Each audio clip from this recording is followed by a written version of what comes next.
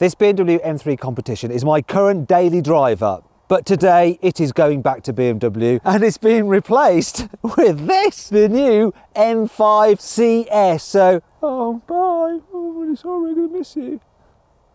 This thing's amazing. But the question is it really worth £140,000? It's almost twice the price of this, which starts at £75,000. Well, do you know what? In this video, we're going to find out, because I'm going to drift them, I'm going to launch them, and I'm going to drive them and compare their interiors, exteriors, and all that kind of stuff.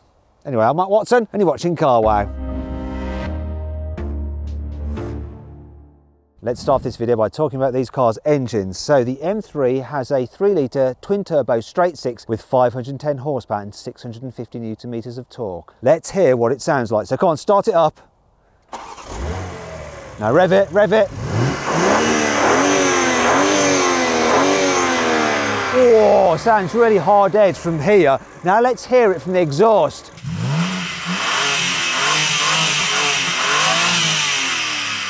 Not bad, not bad. Let's shut that off. The M5. This has a 4.4 litre twin turbo V8, but for the CS version, it's tuned to 635 horsepower and 750 newton meters of torque. It sounds like this.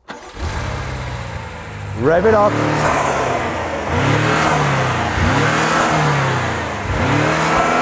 Oh, but what about exhaust noise?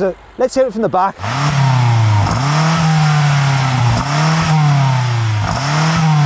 Right, that's enough of that. I want you to decide which you prefer the sound of. I put a pinned comment below. I want you to vote which sounds the best, the M5 CS or the M3 competition. Let's start doing the most important BMW test of all, and that's seeing how easy the car is to slide around. Yeah, it's pretty easy. It's a good thing about the M3. Oh yeah, it's good fun, this.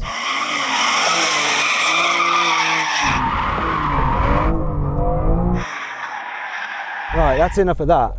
Let's find out what the M5's like. I've jumped into the M5 CS, so I've got a bunch more torque, but I've also got a bunch more weight and standard fit all-wheel drive. So let's give this a go.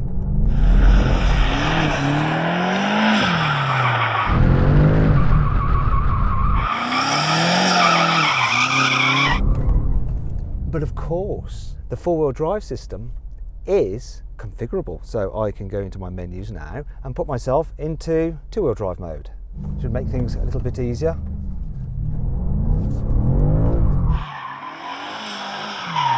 Oh my god, I mean, this is just an absolute beast to just slide around.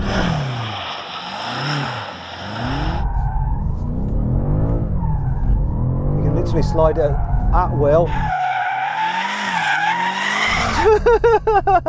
It's so good. I don't want to kill the tyres because I've got some more filming to do. Right, now let's compare these cars' designs. I'm going to annoy everybody now because I'm going to say this. I prefer the look of the front of the M3. I prefer this grille. I just think it's more aggressive. Sorry.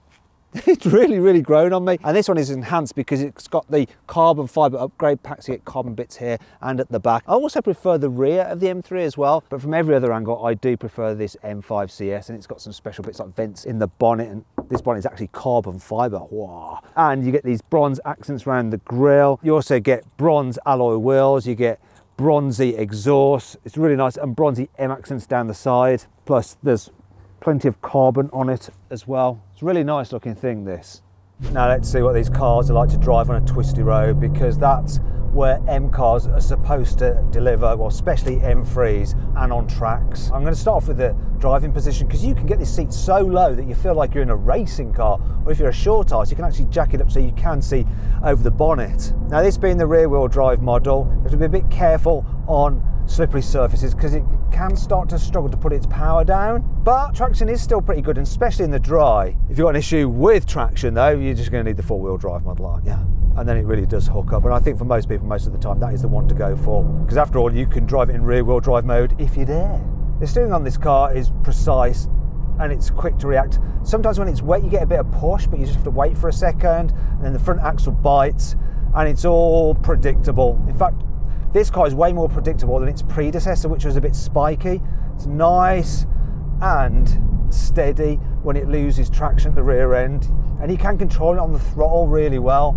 And the engine, oh yeah, it's got plenty of performance. You do have to rev it a bit though. It's not got massive low downshift. You have to be going over 3,000 RPM to really feel the power, and then it goes. Yeah, this thing handles well. It's fun to drive. It's also good as a daily as well, really. Is it one of the very best cars from BMW's M division though? Probably not, but it's definitely a good one. It's a car with a broad breadth of ability. I'll miss it.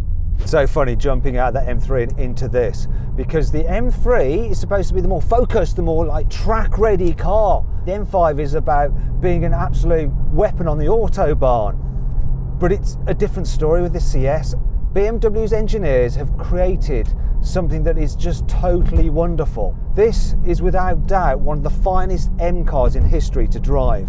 Just the sensations it gives you through every control, the steering, through the seat, the way it just steers, the way it grips. It's just absolutely amazing. It's one of those occasions where small changes add up to an absolute load of driving goodness.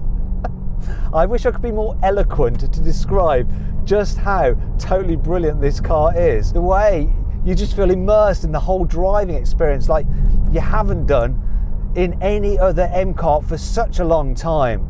It's so, so good. And the funniest thing about it, this absolutely astonishing engine is the least remarkable part. Delivers so much punch, and it's got decent noise with this exhaust, but it's the chassis that absolutely stands out on this car. It really does. It gives you so much confidence. It makes you like think, really, is it like almost 2 tons? This guy can't possibly be. But it is. BMW, they've created something special with this. It's going to go down in history for being one of the very best from the M division. Das ist gut, ja. I don't know what's like brilliant in German. If you're German, let me know. But yeah. Here on the inside, the M3 feels like a lovely car. So the quality is good, the design is nice. You can choose different colours. This light colour just lifts the cabin so very well. The only problem is that it marks quite easy on the seats. I've had to clean them a few times because they get stained by jeans. Speaking of the seats, you've got to pay to upgrade to these seats because they are amazing. They're a little bit hard to get in and out of, but once you're in, they are super comfortable and the driving position is brilliant. There's also nice bits of carbon fibre about the place, even on the gear selector paddles. It's very sporty. What's really surprising about the M3 though is just how much space there is in the back. I mean, look at that knee room. These seats do help because they're thinner than the standard seats. Headroom's good as well. It's all very spacious. It's supposed to be the smaller of the two cars, but it doesn't feel particularly smaller from where I'm sitting. Tell you the truth, the M5 does seem a bit more spacious, like loads of knee room, a bit more headroom than the M3. But it's not quite as practical, this car, reason being that you have these sport seats in the rear. They are lovely to sit in, but you can only carry 2 people in the back because all you have in the middle is this tray for, I guess, your mobile phone. I do love these seats though. They're not the ones in the front, but in the back. Lucky rear passengers. Here in the front there is more CS-ness. For instance, the Alcantara steering wheel just makes it feel like a racing car without you even having to drive it. You've got CS there on the dash, bespoke trim, red stitching, these lovely seats which are the same as the M3 but you get them as standard, and obviously you've got M5 CS on the sills. Meanwhile, quality, it's just a little bit better than in the M3, but I have to say one of my favourite things about this car is the attention to detail. For instance, on the dials, the car is clearly the CS because look, bronzy wheels. Or is that gold? Gold, bronze, bronze, gold, I don't know. Let's finish off with the practicality with the boot capacities. So the M3's boot is a generous 480 litres. The M5's though, 530. More spacious, more useful. So I better just transfer some of the things I've got left in this M3's boot, make sure I don't forget them, seeing as I'm taking the M5 home. We've got a BMW umbrella, that's good. And also my cowboy hat. This rear wheel drive M3 is supposed to do 0-60 in 3.9 seconds. But I'm going to be a bit harsh on it here because I'm going to launch it with cold tyres. Here we go, launch control. It's going to struggle to put the power down. Yeah, it is. Oh, come on, come on, come on, come on, come on, come on. Come on, keep going straight, keep going straight. 4.96, it was so struggling. Let's do the quarter mile. What's it going to do, quarter mile? 12.71. Interestingly, with warm tyres, I've actually launched this thing and it's done a quarter mile in 11.6 seconds. Much better than that, but There we go. That's the problem with rear wheel drive. Unless your tyres are warm, you struggle. Let's do a brake test anyway. Here we go. 70 miles an hour, full emergency stop, and we have got 144 feet. It's all right, let's jump into the M5 and see what that can do. Let's do it. Launch control, going. Brutal launch. 0 to 60, 2.88. What's the quarter mile? Go on. 10.85, that is quick. That is quick. Woohoo, this thing's nuts. Right, brake test then, from 70, here we go. Carbon ceramics, as standard. What we got, 131 feet. Whoa, that's an improvement that is over the M3. Now, I know a lot of you will be going, wow, you can get a four-wheel drive M3, and yes you can, and that'll launch better, but this thing, believe me, regardless, it's quicker, it's so quick. And the stopping power is incredible with those carbon ceramics. Yes, I know, you're also now going, carbon ceramics don't improve your braking performance for single brake stops. Yes, they're better on a track, they don't fade, but it's all part of the package. I suppose you do have less inertia in your wheels because they're lighter, so they do help you brake. Didn't think about that, did you? Sorry, is that annoying? No, shut up now.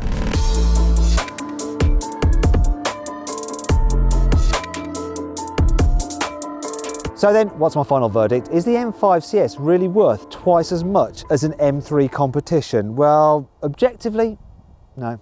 But then, when you're buying cars such as this, you're not always being objective. You're sometimes being subjective. And subjectively, this M5 CS is an amazing machine, and it will go down in history as one of the very best M cars, whereas this M3 probably won't. And that's all I have to say on this matter. Great car, but amazing car. And that's why it wins this test and my heart. I'm glad you're coming home with me. We're going to have such fun together. Weird. I hope you'll enjoy the video. If you did, please give it a like. If you click on those windows there, you can watch some more videos. And if you click on that box there, you can go to Carwow to see how much money you can save on your next car.